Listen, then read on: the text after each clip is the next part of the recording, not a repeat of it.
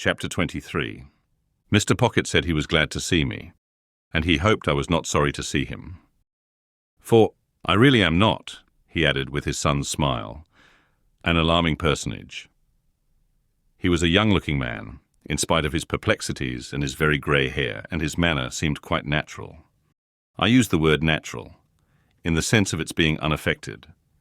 There was something comic in his distraught way, as though it would have been downright ludicrous, but for his own perception that it was very near being so.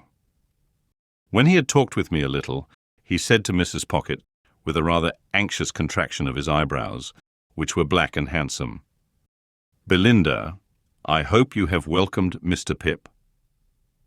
And she looked up from her book and said, "Yes." She then smiled upon me in an absent state of mind, and asked me if I liked the taste of orange flower water. As the question had no bearing, near or remote, on any foregone or subsequent transaction, I consider it to have been thrown out, like her previous approaches, in general conversational condescension. I found out within a few hours, and may mention at once, that Mrs. Pocket was the only daughter of a certain quite accidental deceased knight, who had invented for himself a conviction that his deceased father would have been made a baronet, but for somebody's determined opposition arising out of entirely personal motives, I forget whose, if I ever knew, the sovereigns, the prime ministers, the Lord Chancellors, the Archbishop of Canterbury's, anybody's, and had tacked himself onto the nobles of the earth in right of this quite supposititious fact. I believe he had been knighted himself for storming the English grammar at the point of the pen, in a desperate address engrossed on vellum, on the occasion of the laying of the first stone of some building or other, and for handing some royal personage either the trowel or the mortar. Be that as it may, he had directed Mrs. Pocket to be brought up from her cradle as one who in the nature of things must marry a title, and who was to be guarded from the acquisition of plebeian domestic knowledge. So successful a watch and ward had been established over the young lady by this judicious parent, that she had grown up highly ornamental, but perfectly helpless and useless. With her character thus happily formed, in the first bloom of her youth, she had encountered Mr. Pocket, who was also in the first bloom of youth, and not quite decided whether to mount to the woolsack, or to roof himself in with a mitre. As his doing the one or the other was a mere question of time, he and Mrs. Pocket had taken time by the forelock, when, to judge from its length, it would seem to have wanted cutting, and had married without the knowledge of the judicious parent. The judicious parent, having nothing to bestow or withhold but his blessing, had handsomely settled that dower upon them after a short struggle, and had informed Mr. Pocket that his wife was a treasure for a prince. Mr. Pocket had invested the prince's treasure in the ways of the world ever since, and it was supposed to have brought him in, but in different interest. Still, Mrs. Pocket was in general the object of a queer sort of respectful pity, because she had not married a title, while Mr. Pocket was the object of a queer sort of forgiving reproach, because he had never got one. Mr. Pocket took me into the house and showed me my room, which was a pleasant one, and so furnished as that I could use it with comfort for my own private sitting-room. He then knocked at the doors of two other similar rooms, and introduced me to their occupants, by name Drummle and Startop. Drummle, an old-looking young man of a heavy order of architecture, was whistling. Startop, younger in years and appearance, was reading and holding his head as if he thought himself in danger of exploding it with too strong a charge of knowledge. Both Mr. and Mrs. Pocket had such a noticeable air of being in somebody else's hands that I wondered who really was in possession of the house and let them live there, until I found this unknown power to be the servants. It was a smooth way of going on, perhaps in respect of saving trouble, but it had the appearance of being expensive, for the servants felt it a duty they owed to themselves to be nice in their eating and drinking, and to keep a deal of company downstairs. They allowed a very liberal table to Mr. and Mrs. Pocket, yet it always appeared to me that by far the best part of the house to have boarded in would have been the kitchen, always supposing the boarder capable of self-defence, for, before I had been there a week, a neighbouring lady with whom the family were personally unacquainted wrote in to say that she had seen Millers slapping the baby.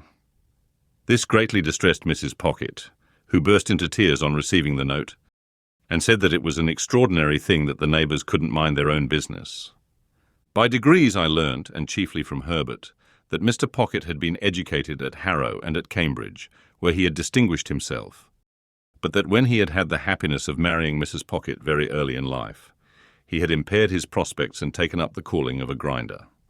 After grinding a number of dull blades, of whom it was remarkable that their fathers, when influential, were always going to help him to preferment, but always forgot to do it when the blades had left the grindstone, he had wearied of that poor work and had come to London.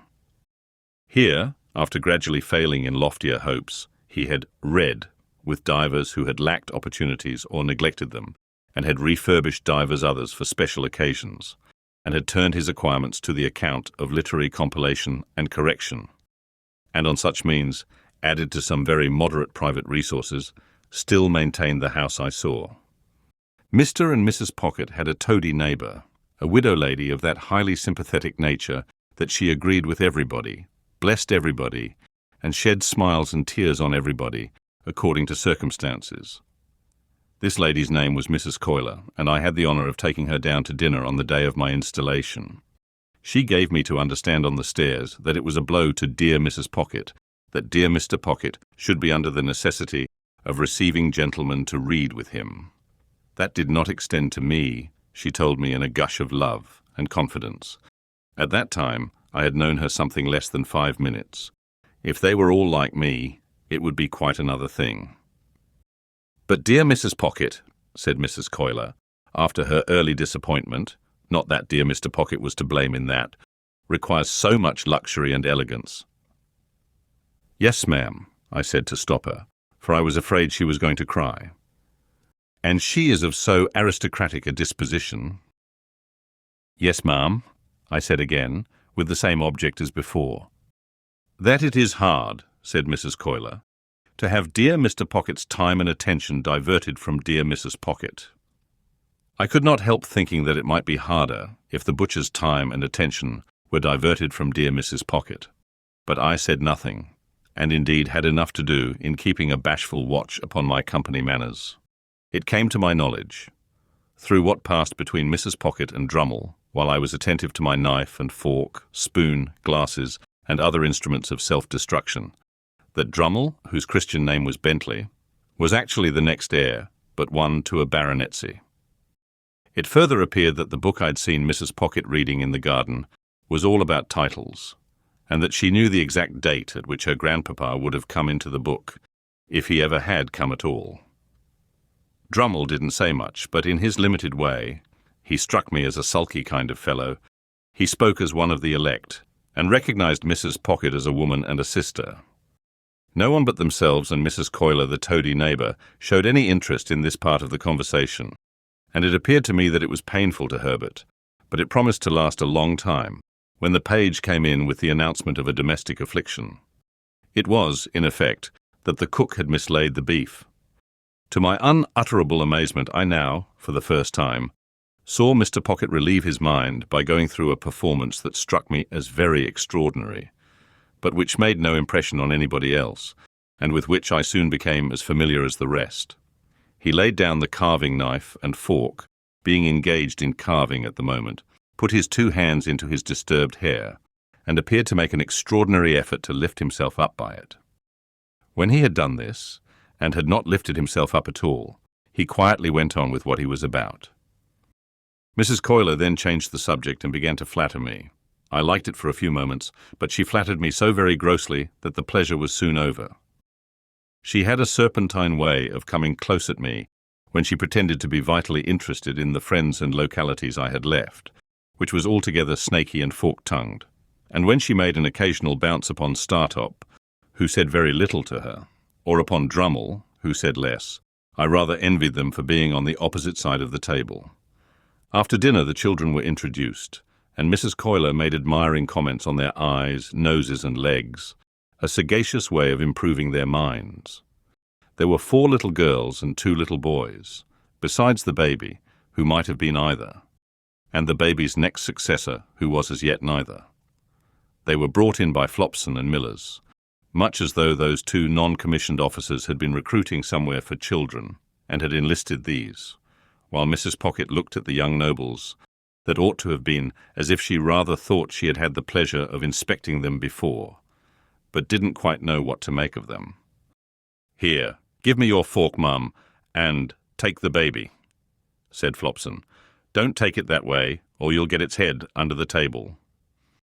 Thus advised, Mrs. Pocket took it the other way and got its head upon the table, which was announced to all present by a prodigious concussion. "Dear, dear, give it me back, Mum," said Flopson. "And Miss Jane, come and dance to Baby Do." One of the little girls, a mere mite who seemed to have prematurely taken upon herself some charge of the others, stepped out of her place by me and danced to and from the baby until it left off crying and laughed. Then all the children laughed, and Mr. Pocket, who in the meantime had twice endeavoured to lift himself up by the hair, laughed, and we all laughed and were glad.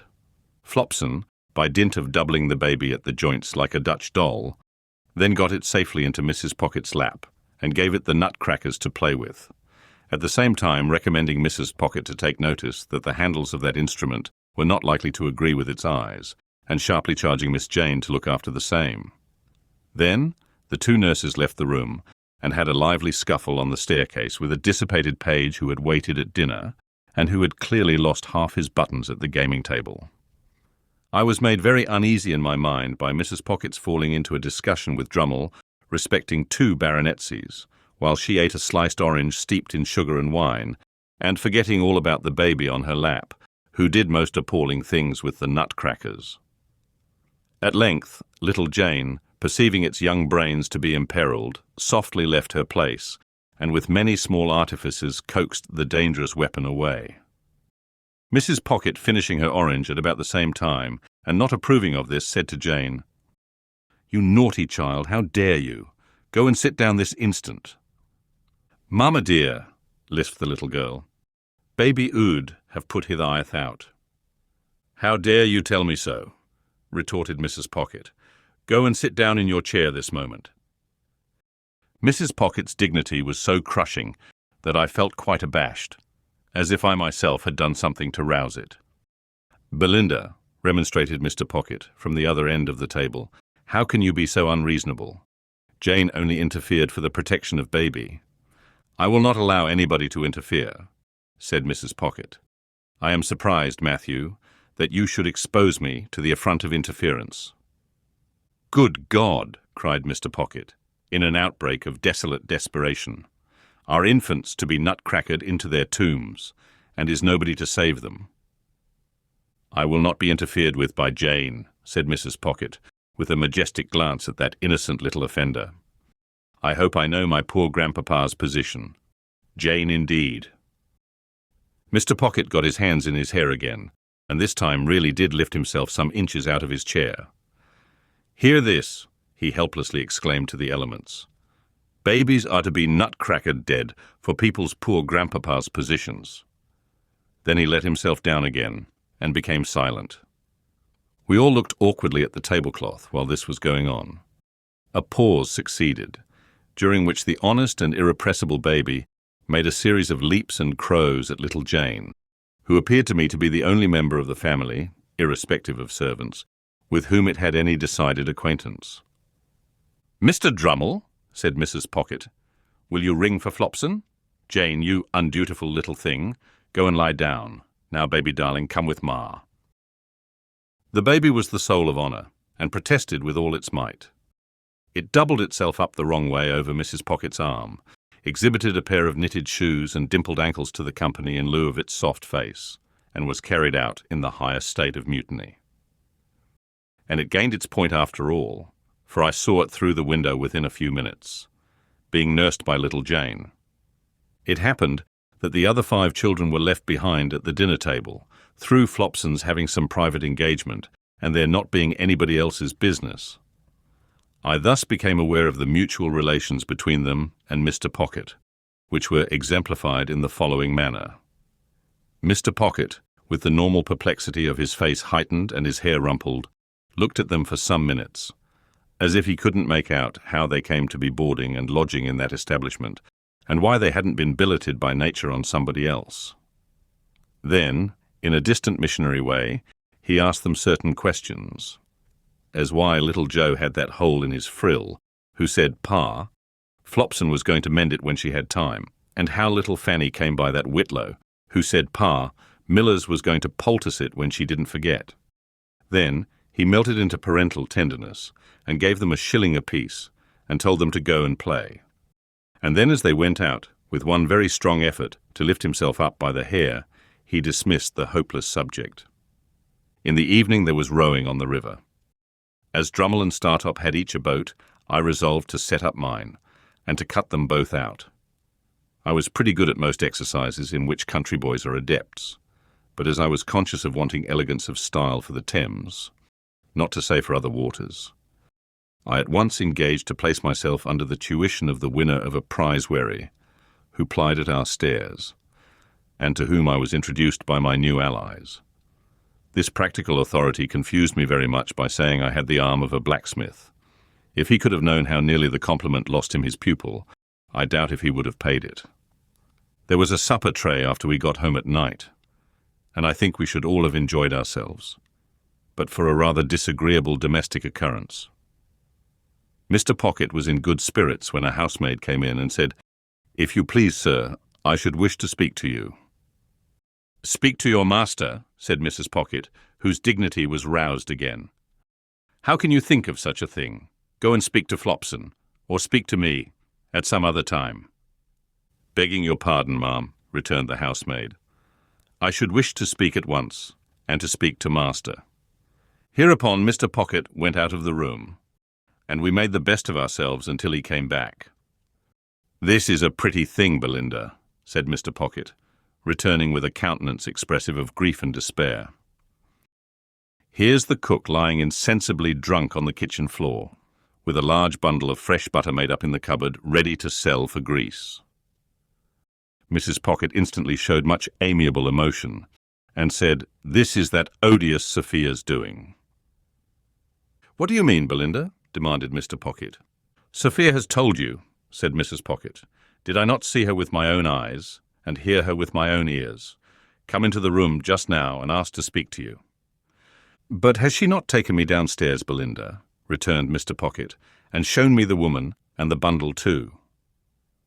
"And you defend her, Matthew," said Mrs. Pocket, "for making mischief?" Mr. Pocket uttered a dismal groan.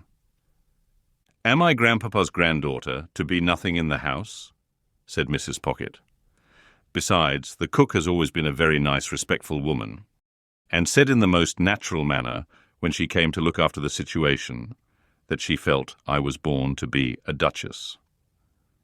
There was a sofa where Mr. Pocket stood, and he dropped upon it in the attitude of the dying gladiator. Still in that attitude, he said with a hollow voice, "Good night, Mr. Pip," when I deemed it advisable to go to bed and leave him.